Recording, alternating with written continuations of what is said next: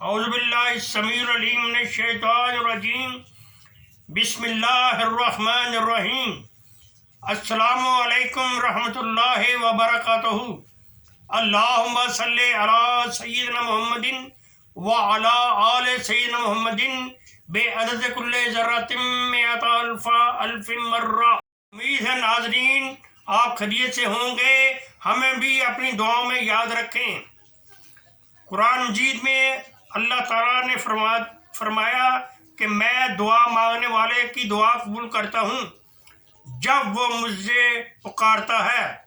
ایک دوسری جگہ فرمایا جو لوگ عبادت یعنی دعا سے تکبر کرتے ہیں عنقریب وہ جہنم میں جائیں گے۔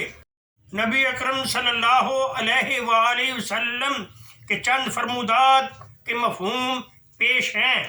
حضور صلی اللہ علیہ وآلہ وسلم نے فرمایا اللہ تعالیٰ کا ارشاد ہے کہ میں اپنے بندے کے گمان کے پاس ہوں، یعنی جیسا مجھ سے وہ گمان رکھتا ہے میں ویسا ہی کرتا ہوں، اور میں اس کے ساتھ ہوں جب وہ مجھ سے دعا کرے۔ رسول اللہ صلی اللہ علیہ وآلہ وسلم نے اپنے رب تعالیٰ سے نقل فرماتے ہیں، اے فرزند آدم تو جب تک مجھ سے دعا کرے گا اور میرا امیدوار رہے گا میں تیرے گناہ معاف کرتا رہوں گا۔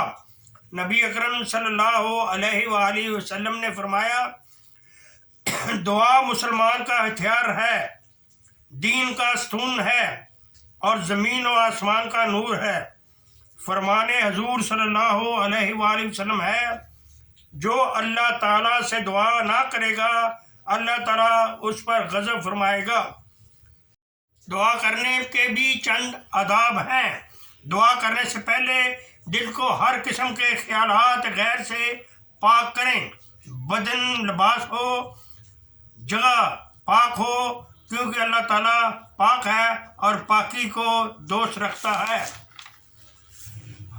حرام خوری سے بچیں اور دعا سے پہلے گزشتہ تمام گناہوں سے توبہ کریں، جن کے حقوق اس کے ذمے ہوں ادا کرے یا ان سے معاف کرائے۔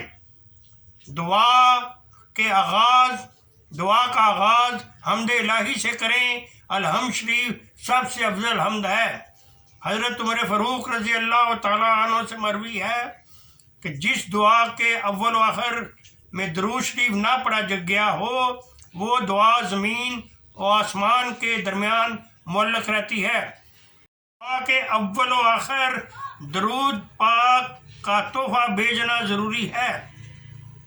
دعا میں تمام مسلمانوں خصوصاً اپنے والدین کو شریک کریں۔